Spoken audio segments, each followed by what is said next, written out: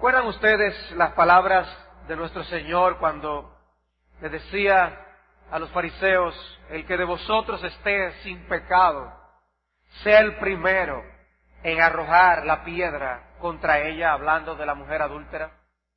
El que de vosotros esté sin pecado, sea el primero en arrojar la piedra. Y la pregunta que todos nosotros debemos hacernos al respecto es: ¿habrá alguien que no tenga pecado?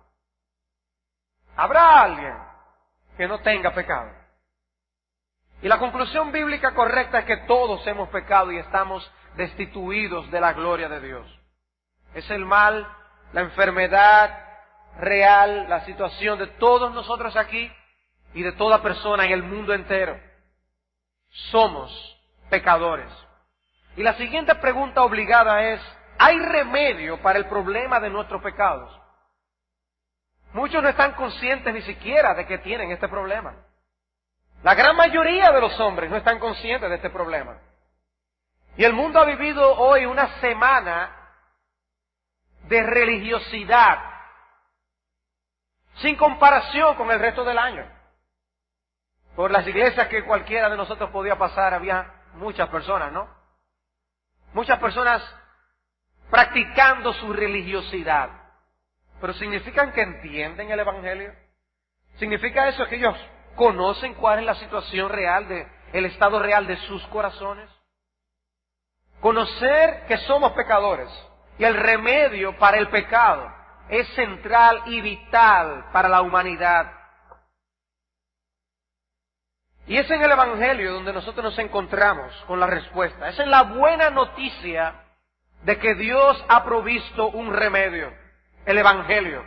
Y el texto que quisiéramos considerar con ustedes es Isaías capítulo 52, 13 y 53 al final.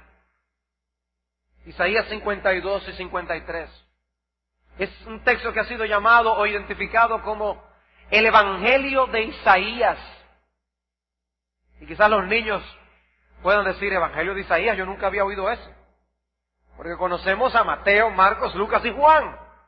Pero ¿cuál es ese Evangelio de Isaías? No es más que una frase para mostrarnos que el libro del profeta Isaías en el Antiguo Testamento contiene toda la información que necesitamos saber acerca del sacrificio de nuestro Señor. La buena noticia de que Él pagó por nuestros pecados para nosotros poder tener perdón y comunión con el Dios Altísimo. Y junto con el Salmo 110, Isaías 53, ellos son los pasajes del Antiguo Testamento más citados en el Nuevo. Y el pasaje que más alusiones tiene del Antiguo en el Nuevo, aún más que el Salmo 110, es Isaías 53. Y Sinclair Ferguson se pregunta: ¿le hablaría quizás Jesús a los doctores de la ley acerca de este pasaje cuando tenía solo 12 años de edad? ¿Le preguntaría a ellos acerca de quién estaba hablando Isaías 53? Isaías 53 debió ser una porción a la que Cristo le hizo muchas referencias mientras instruía a sus discípulos. Recordemos aún aquella reprensión que Cristo hizo a los discípulos cuando iba camino a Emaús después de su resurrección. Dice en Lucas capítulo 24, versículo 17: ¿qué pláticas son estas que tenéis entre vosotros mientras camináis? ¿Y por qué estáis tristes? Respondiendo uno de ellos, que se llamaba Cleofas, le dijo: ¿eres tú el único forastero en Jerusalén que no has sabido las cosas que en ella han acontecido en estos días? Entonces él les dijo: ¿qué cosas? Y ellos le dijeron: de Jesús Nazareno, que fue un varón profeta, poderoso en obra y en palabra delante de Dios y de todo el pueblo. Y cómo le entregaron los principales sacerdotes y nuestros gobernantes a sentencia de muerte. Y le crucificaron. Pero nosotros esperábamos que Él era el que había de redimir a Israel. Y ahora, además de todo esto, hoy es ya el tercer día que esto ha acontecido.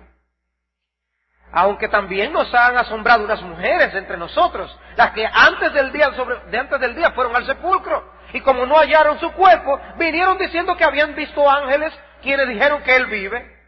Y fueron algunos de los nuestros al sepulcro, y hallaron así como las mujeres habían dicho, pero a Él no le vieron. Entonces Él les dijo: oh insensatos y tardos de corazón para creer todo lo que los profetas han dicho. No era necesario que el Cristo padeciera estas cosas y que entrara en su gloria. Y comenzando desde Moisés y siguiendo por todos los profetas, les declaraba en todas las Escrituras lo que de él decían. Y de seguro un texto que no pudo haber faltado fue Isaías capítulo 53. No es difícil imaginar que este texto debió estar bien de cerca del corazón de nuestro Señor. ¿Cuál es el contexto de la segunda parte del profeta Isaías? A partir del capítulo 40 hasta el capítulo 66, al final. Isaías está mirando hacia el futuro, hacia el tiempo cuando Israel iría al exilio en Babilonia. Y Dios le había advertido al pueblo de lo que eran las consecuencias de su desobediencia. En el libro de Deuteronomio dice, estas son las consecuencias de ustedes no vivir conforme a los términos de mi pacto. Y el cumplimiento era ciertísimo, de que el pueblo iba a ir en exilio a Babilonia. Y Isaías está viendo esto en su cumplimiento. Y él escribe entonces de las necesidades que el pueblo tendría de un segundo éxodo para su liberación. Y es así que en el capítulo 45, Isaías les describe la llegada de Ciro, uno que es llamado siervo del Altísimo, un rey que iba a estar al servicio de Dios para el cumplimiento de sus planes, aunque pagano, enviado por Dios para romper las cadenas de su pueblo. La promesa de un regreso del exilio. Pero al mismo tiempo Isaías les comunica que el exilio en Babilonia no es el único exilio, ni es la esclavitud más profunda en la que ellos se iban a encontrar. Que lo que el pueblo de Dios realmente necesitaba no era solo regresar de Babilonia, sino también una salvación de la esclavitud del pecado y del dominio de las tinieblas y de Satanás. De manera que a la vez que Isaías les está hablando de Ciro, ese emperador que vendría entonces a ocupar a Babilonia y liberaría entonces a Israel, Isaías empieza a abundar en su revelación a la par con respecto a el siervo de Dios llamado a ejecutar otro tipo de liberación en su pueblo. Habla de la preparación del siervo de Dios, habla del carácter del siervo de Dios. Textos muy conocidos como Isaías capítulo 11 aún. Pero al llegar a esta porción en los capítulos 52 y 53, a través del Espíritu de Dios, por Isaías se nos revela información acerca de los sufrimientos y la pasión del Mesías. En una gran mayoría de las versiones bíblicas, esta sección, que va a partir del versículo 13 del capítulo 52 hasta el final del capítulo 53, la estructura es dividida en 5 partes, 5 grandes párrafos que estaremos viendo uno a la vez. Y como ocurre muchas veces en la literatura hebrea, lo principal o el punto central no es colocado ni al principio ni al final, sino que se pone en el medio. Y aquí en el medio, el meollo de esta revelación acerca de la pasión de Cristo son los versículos 4 al 6. Cuando allí dice, ciertamente llevó Él nuestras enfermedades y sufrió nuestros dolores, y nosotros le tuvimos por azotado, por herido de Dios y abatido, mas Él herido fue por nuestras rebeliones, molido por nuestros pecados, el castigo de nuestra paz fue sobre Él, y por su llaga fuimos nosotros curados. Todos nosotros nos descarriamos como ovejas, cada cual se apartó por su camino, mas Jehová cargó en Él el pecado de todos nosotros. Jehová cargó en Él el pecado de todos nosotros. Isaías comienza en el versículo 13 del capítulo 52 con la exaltación del siervo de Dios. Lo presenta exaltado y termina con el siervo de Dios exaltado. Es como si fuera una especie de figura geométrica, la parábola, donde comienza en exaltación, plantea su humillación y luego vuelve a plantear su exaltación. Y la Biblia hace eso en otras ocasiones también. Es lo que ocurre en Filipenses capítulo 2. Cuando nosotros vamos a Filipenses y estudiamos este pasaje, Cristo es planteado como aquel que existía en la eternidad como Dios. Él es Dios, el cual siendo en forma de Dios, no estimó el ser igual a Dios como algo a que aferrarse, sino que se despojó a sí mismo y se humilló. Pero por esa obediencia de estar sujeto a la muerte y muerte de cruz, Él fue exaltado y se le dio un nombre que es sobre todo nombre, para que en nombre de Cristo se doble toda rodilla de las que están en los cielos y en la tierra. Exaltación, humillación, exaltación. Es un modelo bíblico. Es lo que también enseña Jesús en Juan capítulo 13, cuando dice que sabiendo Jesús que el Padre le había dado todas las cosas en las manos y que había salido de Dios y a Dios iba, había salido de Dios y a Dios iba, Él se ciñó una toalla y limpió los pies apestosos de los discípulos. Exaltación, humillación, exaltación. Esa era parte de su última enseñanza en Juan capítulo 13, antes de Él ir a la cruz. Les había instruido de que le era necesario padecer muchas cosas. Y es como si les estuviera diciendo a Él, ¿no saben ustedes que mi pasión y mi muerte es parte del plan divino? Que el camino para la gloria es primero un camino de humillación. Y en Isaías 53, como si fuera un gran tapiz, nosotros vemos aquí detalles revelados por Dios 700 años antes del acontecimiento de la muerte de nuestro Señor. Revelando 700 años antes lo que el siervo sufriente de Dios iba a experimentar. Veamos en primer lugar la primera sección, los versículos 13 al 15, la última sección del capítulo 52. El triunfo del siervo de Dios es completamente inesperado. El triunfo del siervo de Dios es completamente inesperado. Dice aquí que mi siervo será prosperado, será engrandecido y exaltado, será puesto muy en alto. Como se asombraron de ti muchos, de tal manera fue desfigurado de los hombres su parecer, y su hermosura más que la de los hijos de los hombres. Así asombrará él a muchas naciones, y los reyes cerrarán ante él la boca, porque verán lo que nunca les fue contado, y entenderán lo que jamás habían oído. Miren, dice la Nueva Versión Internacional, miren, mi siervo triunfará, será exaltado, levantado y muy enaltecido. Miren, será prosperado. He aquí esto ocurrirá, será puesto muy en alto, un llamado a contemplar, a mirar la culminación de esta historia. Es sorprendente, es un triunfo inesperado. ¿Y por qué es un triunfo inesperado? Bueno, por la naturaleza de su apariencia. Su apariencia no iba a dar la impresión de que era alguien que iba a triunfar. No parecía ser alguien que fuera capaz de vencer y derrotar a sus enemigos. No parecía ser alguien capaz de lograr los fines mesiánicos propuestos en la palabra de Dios. Dice el texto que fue desfigurado de los hombres su parecer. Versículo 14. De tal manera fue desfigurado de los hombres su parecer y su hermosura más que la de los hijos de los hombres. Dice una versión, muchos se asombraron de él, pues tenía desfigurado el semblante. Nada de humano tenía su aspecto. La Reina Valera del 95 dice, ¿cómo se asombraron de ti muchos? Pues de tal manera estaba desfigurada su apariencia, que su aspecto no parecía el de un ser humano. Ya ni parecía humano. Isaías está profetizando que aquel que vendría a restaurar la imagen desfigurada de Dios en el hombre, se desfiguraría él mismo para lograrlo. Como dice alguien, la pregunta del texto no ¿es él el Mesías? Sino, ¿es esto humano? ¿Es esto que nosotros vemos que ha quedado de sus sufrimientos y aflicciones? ¿Es eso humano?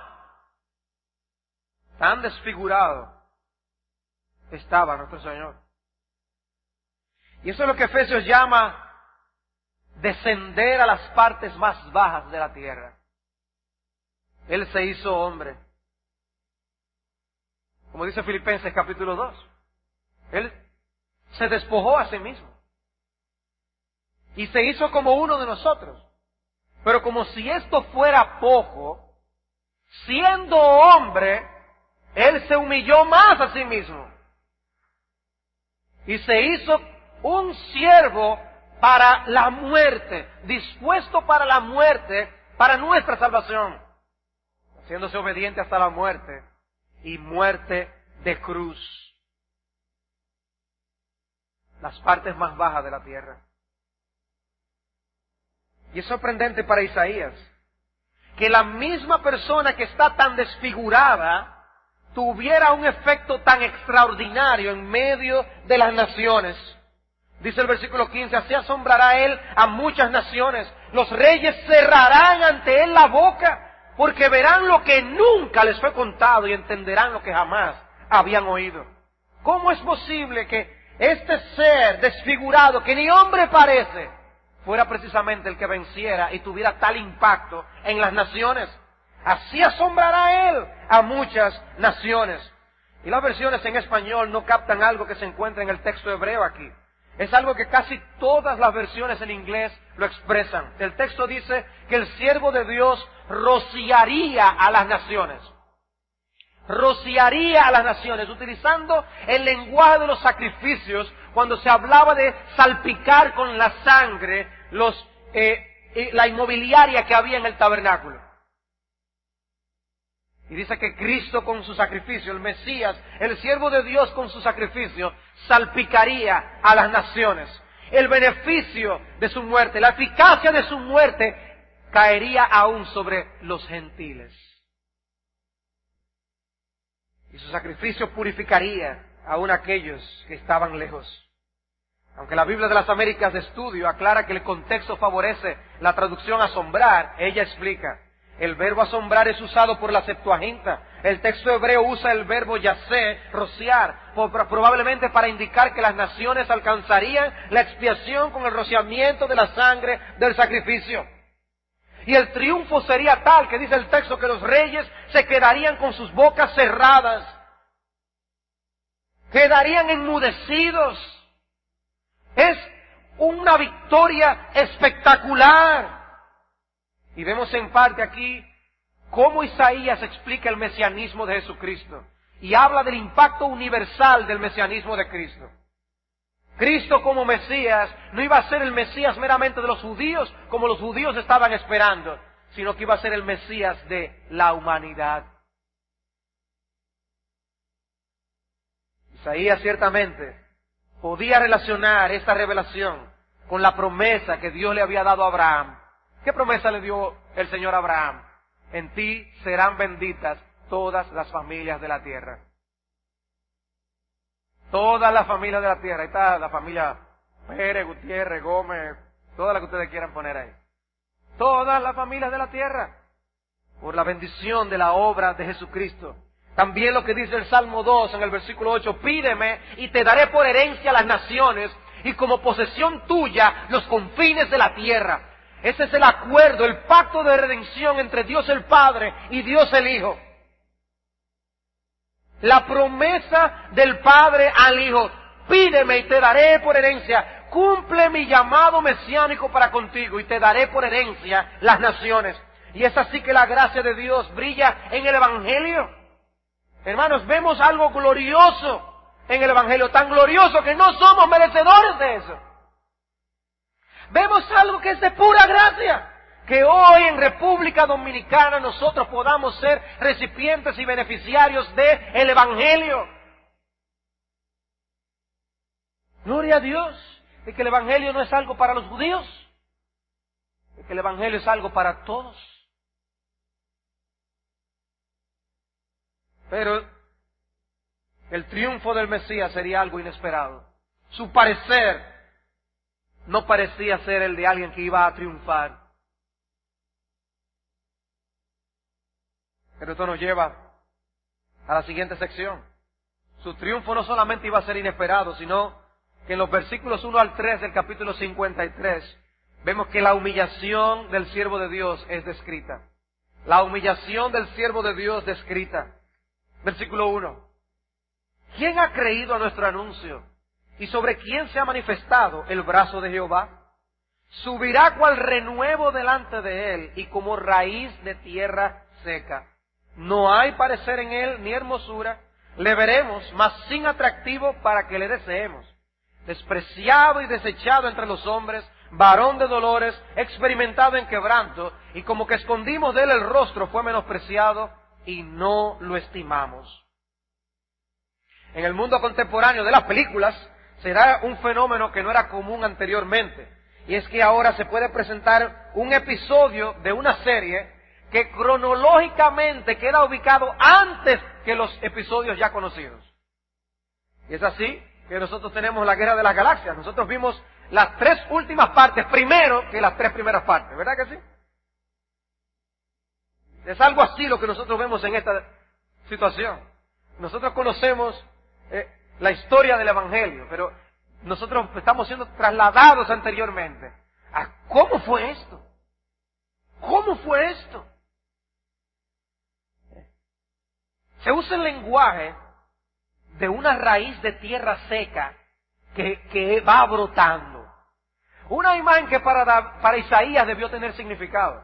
Ustedes recuerdan en Isaías capítulo 6, es allí donde ocurre el llamamiento de Isaías.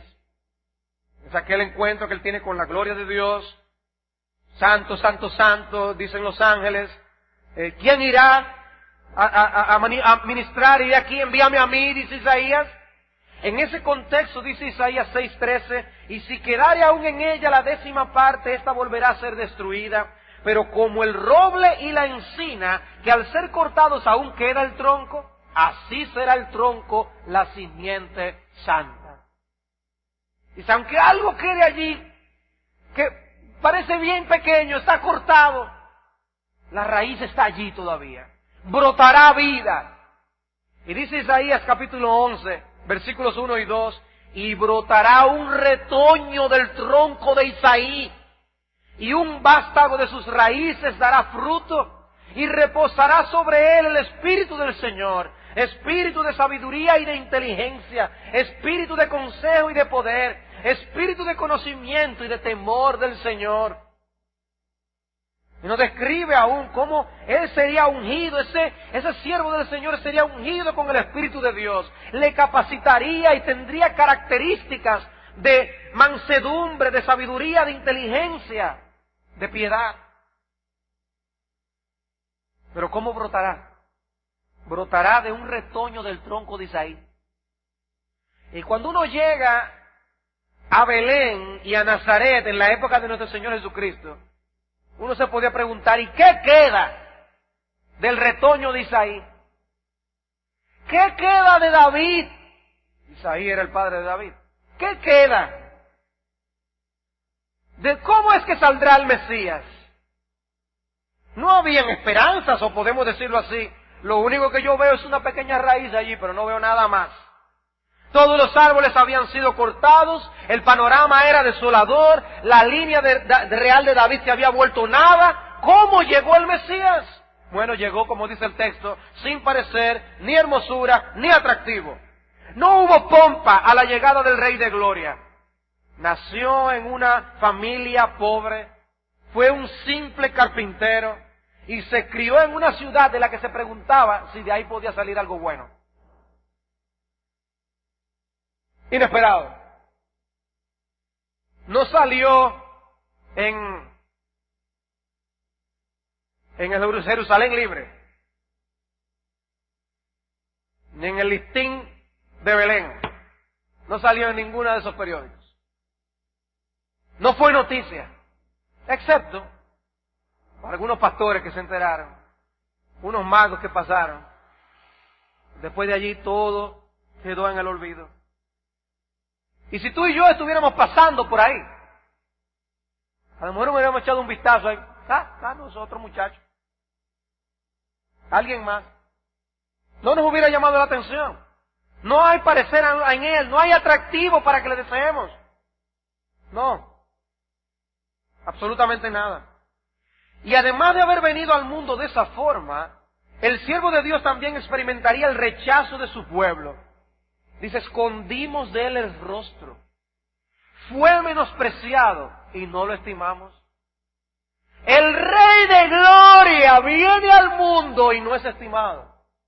Es menospreciado.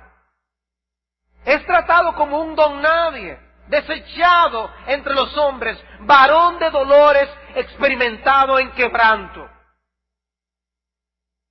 Menospreciado. ¿Tú has sido menospreciado alguna vez? ¿Has sido tú tenido en poco?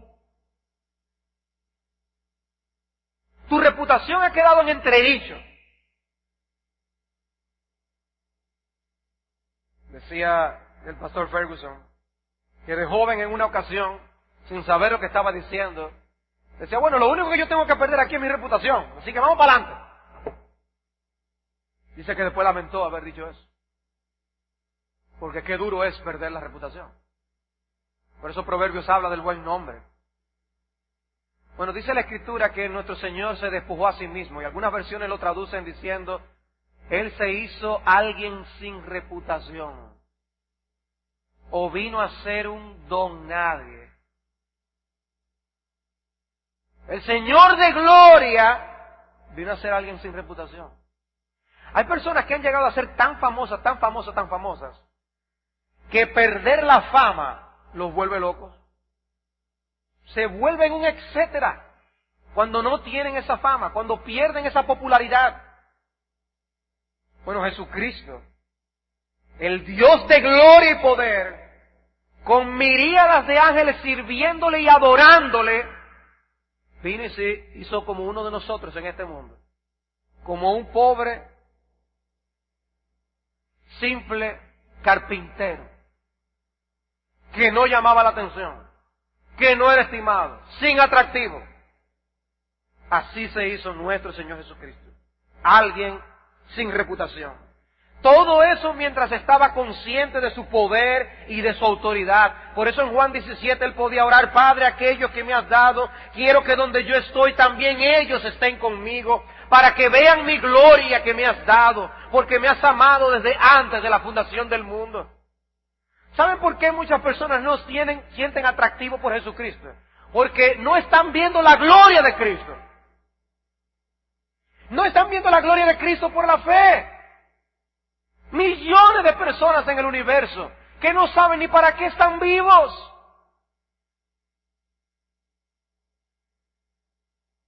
En esta semana, por diversas razones, me ha tocado oír conversaciones de grupos, ya sea al lado de mi apartamento, cerca, en otro lugar. Y hay que ver de lo que hablan. Ahí yo estaba trabajando, preparando el sermón, y recorren el mundo entero, resuelven todos los problemas. No hay Dios por ningún lado. ¿Y cuánto fantasmeo? Pretendiendo ser algo. No, porque yo mira. Yo me decía, ay, cuánta paciencia, Señor. Cuánta paciencia el Señor. El hombre vive del fantasmeo. Yo sé que es una palabra no muy teológica, pero yo sé que ustedes me entienden. De la impresión de las cosas, de dar impresión de cosas, de hacerse pasar por alguien, el grande. Y jóvenes, ustedes son los que tienen una tentación muy singular en caer en ese tipo de pecado y de mal. Porque quieren dar la impresión ante los demás, los amigos, y la cosa que, que yo me las sé todas y conmigo no hay quien se meta porque yo sabe, yo. Es impresionante, impresionante. Pero saben que hay un gran vacío. La realidad. Y si tú estás aquí sin Cristo, la realidad es que hay un gran vacío en tu corazón. Un gran vacío del tamaño de Dios que solo Dios puede llenar. ¿Y por qué buscas saciedad en lo que no es y en las cosas de este mundo? Porque tú no has visto la gloria de Jesucristo. Cuando por la fe vemos la gloria de Cristo, no queremos más que a Cristo. Por eso él oraba al Padre: Padre, aquello que me has dado, quiero que donde yo estoy también ellos estén conmigo, para que vean mi gloria. Llegar al cielo y ver la gloria de Cristo será el cumplimiento de todos nuestros anhelos y sueños. Ahí no habrá más nada que pueda opacar a Jesucristo. Aquí hay competencia, muchas cosas que compiten en nuestro corazón. Pero Cristo estaba muy consciente de quién Él era, pero el mundo no. Por eso Cristo pasó, ese glorioso Señor, pasó por este mundo y las personas no se percibieron de quién Él era. A los suyos vino y los suyos no le recibieron. El mismo Isaías debió estarse preguntando de quién era que Él estaba hablando. Eso es lo que dice Pedro en su primera epístola. Dice: los profetas que profetizaron de la gracia destinada a vosotros inquirieron y diligentemente indagaron acerca de esta salvación, escudriñando qué persona y qué tiempo indicaba el Espíritu de Cristo que estaba en ellos, el cual anunciaba de antemano los sufrimientos de Cristo y las glorias que vendrían tras ellos. A esto se les reveló que no para sí mismos, sino para nosotros administraban las cosas que ahora os son anunciadas por los que os han predicado el Evangelio por el Espíritu Santo enviado del cielo, cosas en las cuales anhelan mirar los ángeles. Estas cosas del Evangelio y lo que provee el Evangelio de Jesucristo son cosas de las que los ángeles se quedan absortos mirando. ¿Y qué es lo que está pasando? ¿Y qué es lo que está haciendo el Hijo de Dios ahí muriendo en la cruz? Y ellos profetizaron desde el Antiguo Testamento estas cosas para nuestro beneficio. Pero veamos al centro del punto. Vayamos al centro. No solo ver la humillación al hacerse como uno de nosotros, un don nadie. Veamos ahora el sufrimiento del siervo de Dios explicado. El sufrimiento del siervo de Dios explicado. Versículos 4 al 6. Versículos 4 al 6. Ciertamente llevó Él nuestras enfermedades y sufrió nuestros dolores. Y nosotros le tuvimos por azotado, por herido de Dios y abatido. Mas Él herido fue por nuestras rebeliones, molido por nuestros pecados. El castigo de nuestra paz fue sobre Él, y por su llaga fuimos nosotros curados. Todos nosotros nos descarriamos como ovejas, cada cual se apartó por su camino, mas Jehová cargó en Él el pecado de todos nosotros. Él llevó nuestras enfermedades, sufrió nuestros dolores. Pero nosotros, ¿qué pasó? Le tuvimos por azotado, por herido de Dios y abatido. Él estaba sufriendo por nuestro pecado. Y nosotros lo que le tuvimos fue por herido de Dios y abatido. Y es como si Isaías estuviera presentando el futuro, la experiencia de los primeros cristianos, evaluando y reflexionando lo que hicieron con Jesucristo. Vendría el momento cuando ellos iban a entender el significado de todo lo que el Maestro les había estado enseñando todo el tiempo. Él les dijo una y otra vez que Él padecería muchas cosas, pero era como si ellos tuvieran un velo y no pudieran descifrar el mensaje. No podían entender que Él llevaría sus enfermedades, sufriría sus dolores. No lo podían entender. Él llevó en las enfermedades, pero nosotros le tuvimos por herido de Dios y abatido. No, Él está pagando. Por lo suyo propio será. Pero lo que estaba haciendo era cargando con nuestros pecados. Fue tratado con escarnio. Fue abandonado y desamparado. Fue azotado y fue herido. Fue luego que Dios les abrió los ojos a ellos para ver que 2 más 2 son 4. Que lo que estaba ocurriendo por causa de que Él estaba cargando con nuestra maldición en la cruz del Calvario. Él fue hecho maldición, maldito todo aquel que es colgado en un madero, Gálatas 3:13. Y Él se hizo maldición para salvarnos a nosotros que merecíamos esa maldición. Por eso dice, Él herido fue por nuestras rebeliones, molido por nuestros pecados. El castigo de nuestra paz fue sobre Él, y por su llaga fuimos nosotros curados. Fíjense de la gama tan amplia de heridas, de sufrimientos, aflicción que Él padeció. Él fue herido por nuestras rebeliones, tuvo sufrimientos físicos indescriptibles, como bien se ha explicado anteriormente en este púlpito. Pero a más de heridas externas y físicas, Él también sufrió internamente. Dice el texto que Él fue molido por nuestros pecados. ¿Y cuánto significado tiene esa expresión? Molido, desmenuzado, interiormente deshecho por nuestros pecados. Había sido profetizado en Génesis 3:15. Él te herirá en la cabeza y tú le herirás en el calcañar. Para Él moler y destruir la cabeza de la serpiente, Él mismo tendría que ser molido primero. Él iba a ser herido en el calcañar. Eso es un sufrimiento interno. Luego habla de un castigo. El castigo de nuestra paz fue sobre Él. Pero ese castigo es un castigo familiar, no judicial. Es el castigo de un padre a un hijo. Es una disciplina, es una corrección. Dice Ferguson, sufrió en la familia para hacernos parte de la familia. Sufrió en la familia para hacernos parte de la familia. El padre le disciplinó, le corrigió por causa nuestra. ¿El castigo de qué? De nuestra paz. Pero inmediatamente después hace referencia de un azote judicial. Por su llaga fuimos nosotros curados. Isaías pasa de lo externo a lo interno, de ser disciplinado paternalmente a ser castigado judicialmente. Y el profeta tiene la intención de ir subiendo el tono, la intensidad de la descripción de los sacrificios del siervo de Dios. ¿Por qué sufre el siervo de Dios? ¿Por qué es azotado el siervo de Dios? ¿Por qué es castigado el siervo de Dios? Por nuestras rebeliones, por nuestros pecados, para nuestra paz, para nuestra curación. Para eso dice el pasaje. Y sin embargo hay algunos que toman en poco el pecado. Y piensan que Dios al final pasará por alto el pecado a todo el mundo. Y Dios es demasiado bueno para castigar a nadie. Al final de cuentas a todo el mundo le irá bien. ¿Por qué tanto sufrimiento entonces? ¿Por qué el Hijo de Dios tuvo que pasar por estas experiencias? Porque era necesario y conveniente que Él viniera a ser nuestro sumo sacerdote y el sacrificio al mismo tiempo. Él padeció internamente, ¿saben por qué? Por la perversión y la corrupción de nuestros corazones. Por eso padeció nuestro Señor Jesucristo. Vivió en carne propia lo que tú y yo debemos padecer, mereceríamos padecer en el infierno. Y Él lo vivió en su propia carne.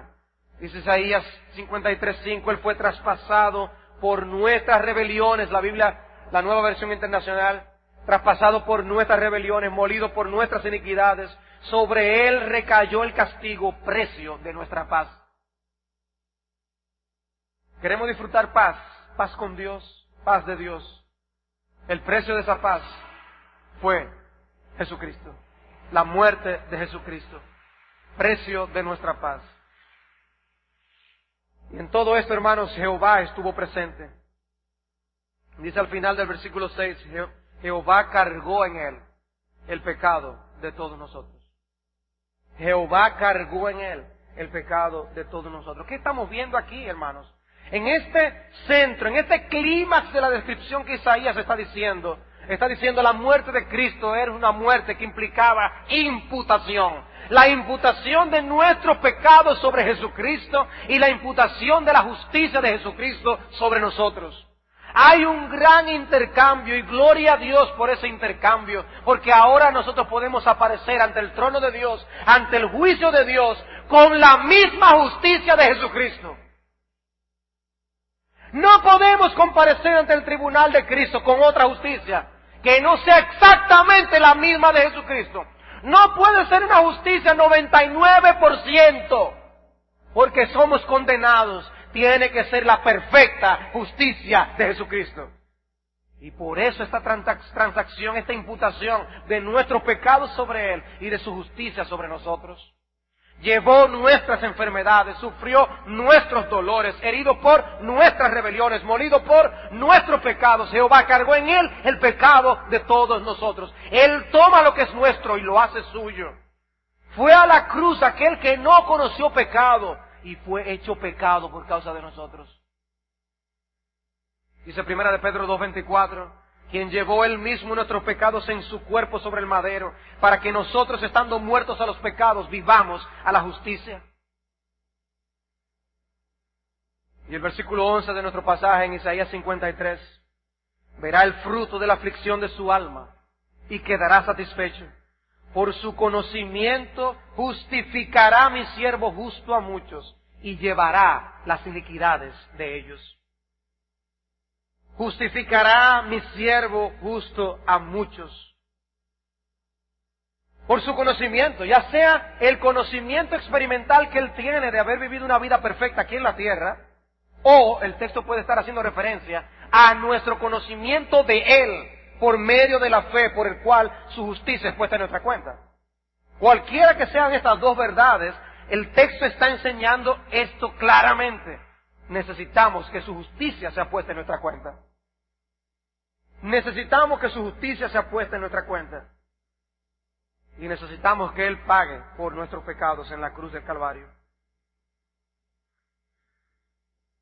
En ese sentido, no solamente necesitamos su muerte, necesitamos también una vida perfecta del Cordero de Dios aquí en el mundo. Por eso decimos y explicamos, al hablar de la obra de Cristo, Cristo no podía venir y hacerse hombre como un hombre de 33 años de edad y morir en la cruz por nosotros. Porque eso solamente hubiera resuelto una parte del problema.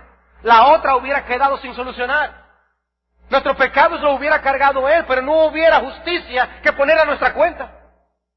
No, Él vivió todos esos años en justicia desde niño, para que hubiera una justicia que pudiera ser puesta en nuestra cuenta. Y Él vivió una vida perfecta de obediencia para nuestra salvación.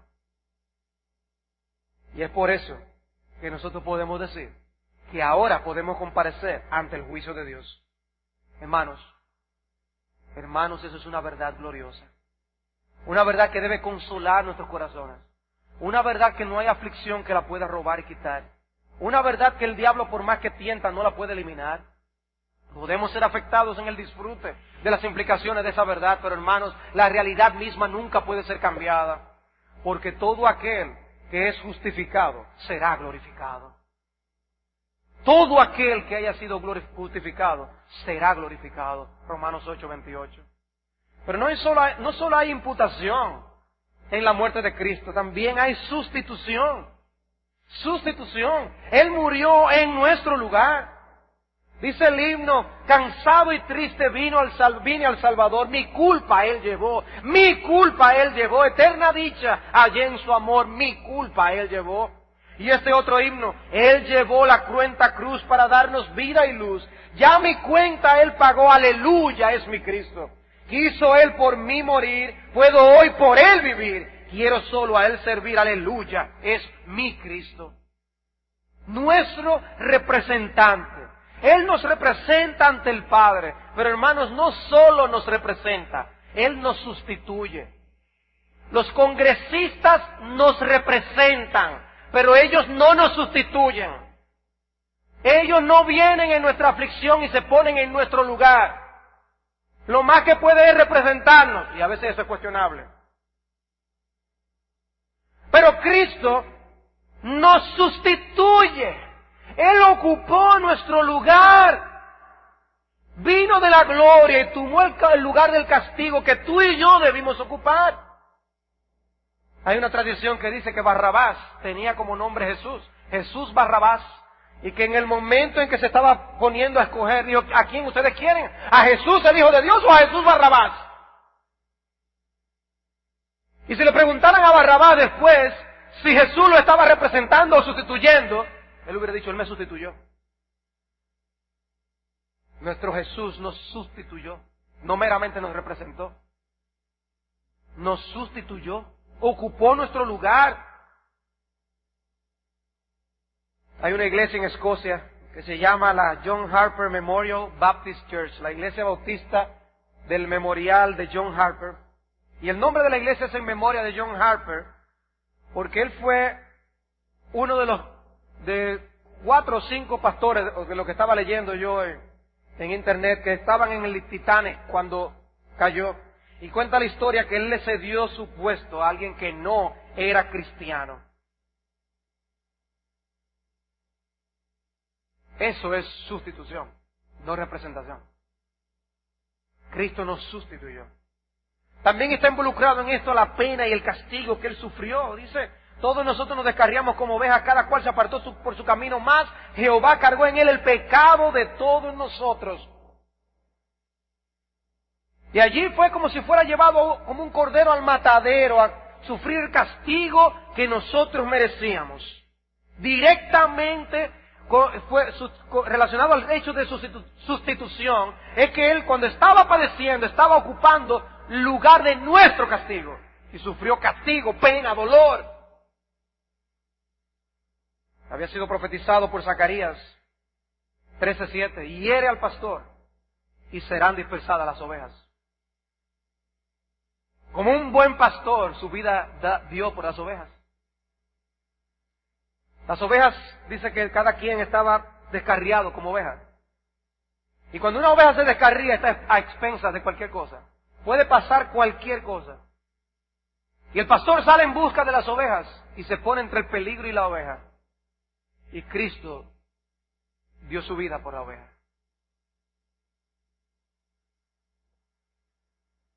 Dice el versículo 7, angustiado él y afligido, no abrió su boca.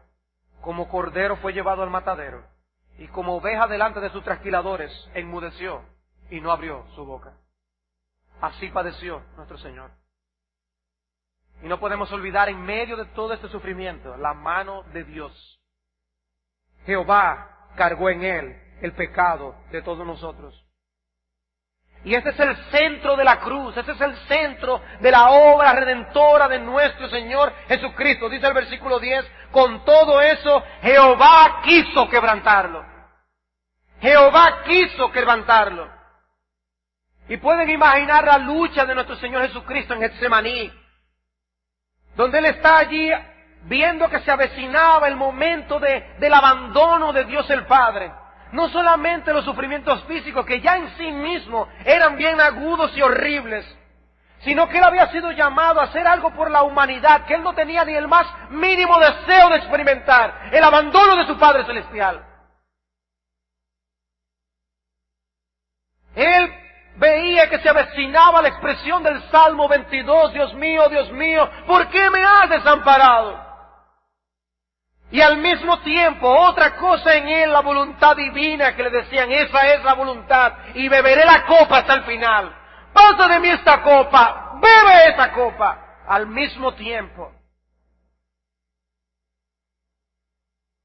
¿Es eso lo que Dios, mi Padre, quiere que yo haga? ¿Ser abandonado, cargue el pecado, sea convertido en pecado en la cruz del Calvario? ¿Que sufra los horrores del infierno de gente que te aborrece?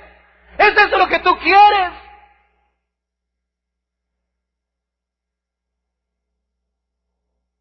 Pero Él sabía que el amor de su Padre por Él era incuestionable. Consciente de la presencia de Dios en todo momento, pero conocía de los planes de su Padre. También el Padre tiene su historia por otro lado. Porque si David pudo llorar y pudo clamar, Absalón, hijo mío, podemos tener una idea de dónde salen esos sentimientos en David, sino de nuestro Padre Celestial que está en los cielos. Y Dios el Padre es Padre de manera especial de nuestro Señor Jesucristo. Y si nosotros somos la niña de sus ojos, imagínense lo que era la relación de Dios el Hijo para Dios el Padre. Este es mi Hijo amado, en quien tengo complacencia, a Él oíd. Verlo allí muriendo por su propia voluntad en la cruz del Calvario. Jehová quiso quebrantarlo. Y al mismo tiempo está diciendo, Jesús, hijo mío. Mientras Él clamaba, Dios mío, ¿por qué me has desamparado? Yo no te quiero abandonar, pero te quiero abandonar. Por amor de nosotros. Por amor de nosotros al mismo tiempo. Juan 10:17 dice, por eso me ama el Padre, porque yo pongo mi vida para volverla a tomar. Nadie me la quita. Él no fue allí obligado, no fue un abuso infantil, sino que yo de mí mismo la pongo. Tengo poder para ponerla y tengo poder para volverla a tomar. Este mandamiento recibí de mi Padre. Fue voluntariamente la cruz del Calvario, por ti y por mí. Y el Padre estaba consciente de lo que el Hijo estaba experimentando. Muy consciente.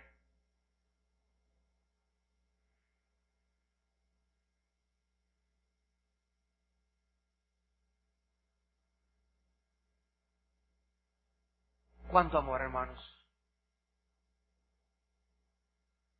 ¿Cuánto amor? ¿Cuánta misericordia? Por ti y por mí. Si tú y yo no merecemos que alguien muriera así por nosotros.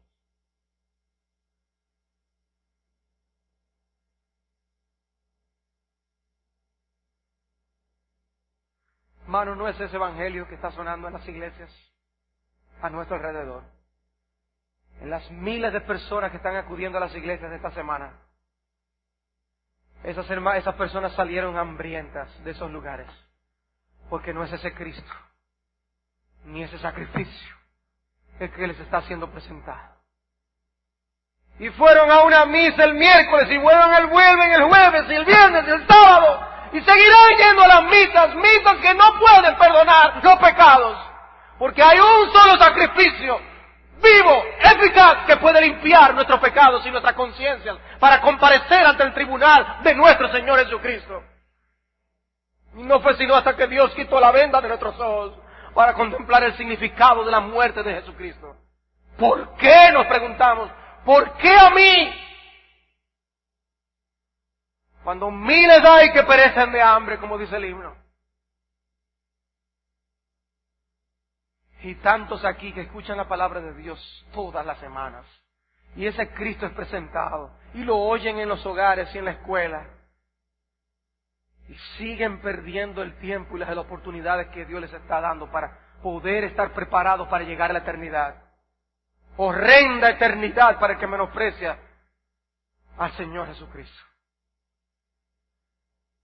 En los versículos 7 al 9 se plantea la obediencia del siervo de Dios. La obediencia del siervo de Dios es subrayada allí, versículos 7 al 9. Angustiado él y afligido, no abrió su boca. Como cordero fue llevado al matadero y como oveja delante de sus trasquiladores se enmudeció y no abrió su boca. Por cárcel y por juicio fue quitado y su generación, ¿quién la contará? Porque fue cortado de la tierra de los vivientes y por la rebelión de mi pueblo fue herido. Por la rebelión de mi pueblo fue herido. Y se dispuso con los impíos su sepultura, mas con los ricos fue en su muerte, aunque nunca hizo maldad ni hubo engaño en su boca. La Biblia presenta que él fue acusado de blasfemia y de traición, crímenes que tú y yo hemos cometido. Nosotros sí somos culpables de blasfemar, de hacernos nosotros mismos Dios y tratarnos a nosotros mismos como Dios, como si fuéramos nuestra propia ley. Nosotros sí hemos dicho a Dios, no reine sobre nosotros. Nosotros sí somos culpables de esas cosas, pero Él murió por esas cosas, siendo nosotros los culpables de esos pecados. Pero Él en silencio ocupó nuestro lugar y sufrió nuestro castigo. Y al final, en los versículos 10 al 12, la humillación justa del siervo de Dios conduce a su exaltación gloriosa. La humillación justa del siervo de Dios conduce a su exaltación gloriosa. Con todo eso, versículo 10, Jehová quiso quebrantarlo, sujetándolo a padecimiento. Cuando haya puesto su vida en expiación por el pecado, verá linaje. Vivirá por largos días y la voluntad de Jehová será en su mano prosperada. Verá el fruto de la aflicción de su alma y quedará satisfecho. Por su conocimiento justificará a mi siervo justo a muchos y llevará las iniquidades de ellos. Por tanto, yo le daré parte con los grandes y con los fuertes repartirá despojos, por cuanto derramó su vida hasta la muerte y fue contado con los pecadores, habiendo él llevado el pecado de muchos y orado por los transgresores. Injustamente ejecutado, cuando era inocente de todos los cargos, humillado en justicia porque ocupó nuestro lugar. Por eso Dios lo exaltó hasta lo sumo y le dio un nombre que es sobre todo nombre. Al ser exaltado y glorificado, al sentarse a la diestra del Padre en las alturas, ¿saben lo que Él hace? Él derrama su Espíritu. En el pacto de redención el Padre le ha prometido al Hijo, pídeme y te daré por herencia las naciones. Pídeme y te daré la República Dominicana. Y tú estás hoy y yo estamos aquí hoy. ¿Por qué estamos aquí? Porque Cristo te pidió. Porque Cristo te pidió. ¿Quién es este Rey de Gloria que estaba llegando al cielo? ¿Quién es este Rey de Gloria? Jehová, el fuerte y valiente, Jehová, el poderoso en batalla. Es el Señor de Gloria. Ábranle paso al llegar al trono del Padre Celestial. Y el Padre le pregunta, hijo mío, ¿cuál es tu deseo? Y el Hijo le dice, Padre, tú me dijiste que te pidiera y que tú me darías por herencia a las naciones.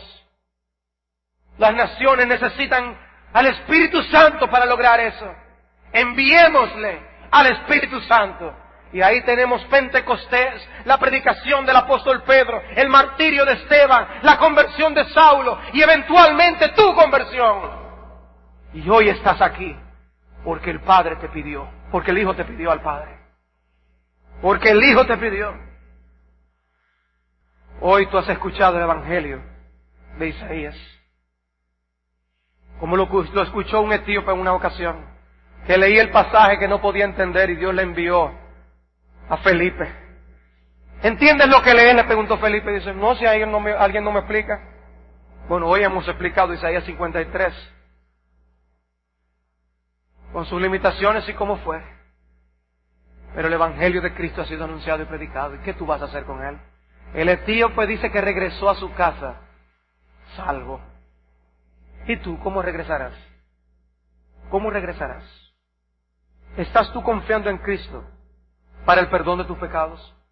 ¿O te arriesgarás a ver cómo salen las cosas y partir de este mundo sin tú haber resuelto tus problemas con Dios? ¿Tomarás ese riesgo? Y nosotros, hermanos, cuando vemos el amor de Dios de esta forma, ¿y nosotros? Un misionero del pasado decía, si Jesucristo es Dios y Él murió por mí, ¿habrá algo demasiado grande para yo hacer por Él? Si Él hizo eso por ti, ¿habrá algo demasiado grande? ¿Qué es un impedimento para tú servir a Jesucristo? ¿Qué cosas te puede estar llamando Dios a hacer y tú estás ignorando su llamado y su mensaje? ¿Qué cosas? ¿En qué dedicarás tú tu vida?